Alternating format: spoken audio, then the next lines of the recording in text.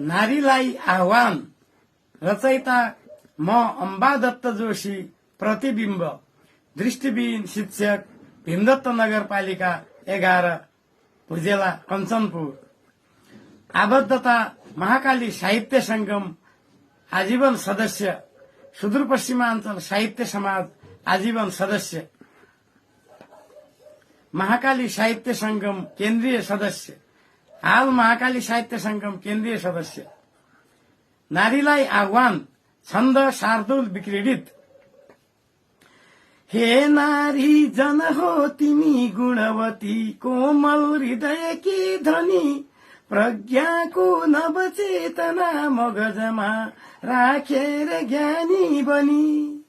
हे वात्सल्यवती तिमी जगतकी हौ सृष्टिकर्ता पनि, साना बालक बालिका कन यहाँ मातृत्व दिन्छौ अनि। नारी माथिको भावना हृदयमा पालेर जो बस्दछन्, ती पापिष्टहरू मरिकन गई नरकैमा पर्दछन्। नारी बेच्न र किन्नमा लुकी छिपी सक्रिय जो बन्दछ, त्यस्तालाई कडा सजाय नगरे दुष्कर्म झन बढ्दछ।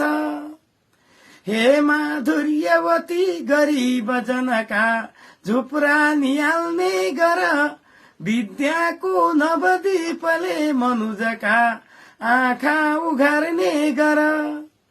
नारी भइकन पेल्दछे यदि भने कमजोर नारी घर, त्यस्तीका मनमा नयाँ किसिमको सद्ज्ञान भर्ने गर।